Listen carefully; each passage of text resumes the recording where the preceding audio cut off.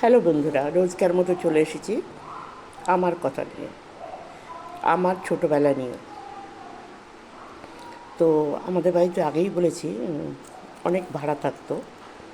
তো ছোটোবেলায় সবার ঘরে আমি যেতাম না। একদিন একটা ইনসিডেন্টের জন্য আমি আর কারোর বাড়ি যেতাম না। আমি একটু শাই ছিলাম, মানে সবার সঙ্গে যে খুব মিশতে পারতাম সহজে সেটা না। তো আমরা পুকুরে যখন যেতাম তখনকার দিনে যে স্কুল ঠিক যাওয়ার আগ দিয়ে পুকুরে ঝাঁপাতাম।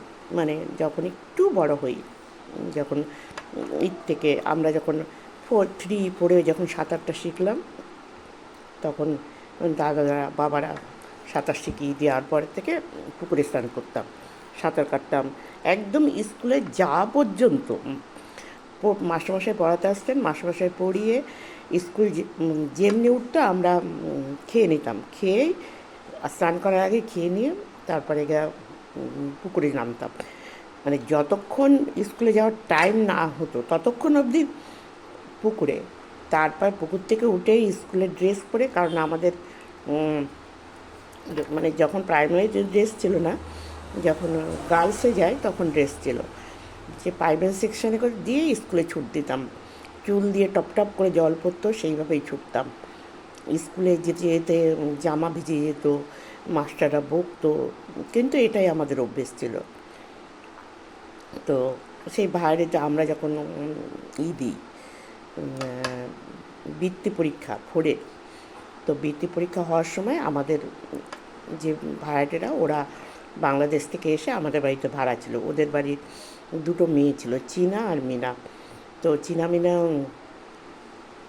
মিনা বড়, চীনা ছোট। তো দুজনেই একই ক্লাসে পড়তো, যেহেতু বাংলাদেশ থেকে আসলো আমাদের সাথেই পড়তো।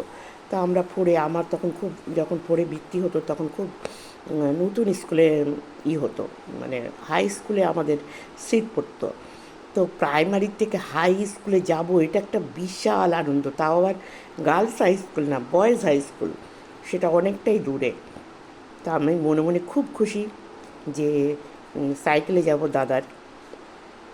কিন্তু পরীক্ষার যেদিন যাব সেদিন ওই চীনা মিনার মা আমার দাদাকে বলল, তুমি একটু ওদের তো নিয়ে যাবে, তাহলে আমার মেয়েদেরকেও নিয়ে যেও সাথে করে, অত দূরে তো যেতে পারবে না। দাদা বলল আচ্ছা। এইবার একটা সাইকেল দাদার, তো দাদা তো 4জনকে নিয়ে যেতে পারবে না। আমি ভেবেছিলাম আমি আর আমার বোন দাদার সাইকেলে করে স্কুলে যাব। তো আমার ভীষণ রাগ হয়ে গেল, ভীষণ। তো যাচ্ছি 4জনে, রাস্তার মধ্যে ওদের সঙ্গে আমি একটুও কথা বলছি না। আমার বোন, আমার বোন বললাম না সাদাসিধা, আর আমার রাগ চিরদিন একটু বেশি ছিল। তো বোনকে বলছি যে এই, ওদের সঙ্গে কথা বলবি না, তুই আমার সঙ্গে আয়। বলে হাত ধরে টানতে টানতে আমি দাদার সাইকেলেরও আগে এগিয়ে চলে যাচ্ছি। দাদা হাঁটিয়ে নিয়ে যাচ্ছে সাইকেল। তো দাদা বারবার ডাকছে, এই এদিকে আয়, ওদের সঙ্গে যা, চিনামিনার সঙ্গে যা, কিন্তু আমি কিছুতেই যাচ্ছি না। ছোটোবেলায় সেই হিংসুটের পোনা, মানে এখন চিন্তা করলে খুব হাসি পায়। তো যাই হোক, ওরা সবাই এখন যে যার সংসার করছে, চীনা মিনা ওখানেই ওরা বাড়ি করেছে, আমাদের ওখান থেকেই ওদের বিয়ে হয়েছে। তারপর আমাদের বাড়ি থেকে খানিকটা দূরে ওরা বাড়ি করেছে। তা এখন ওই সব ওদের সঙ্গে দেখা হলে ওই সব কথা মনে হয় আর হাসাহাসি করি, যে পুরনো স্মৃতি কতটা মধুর ছিল।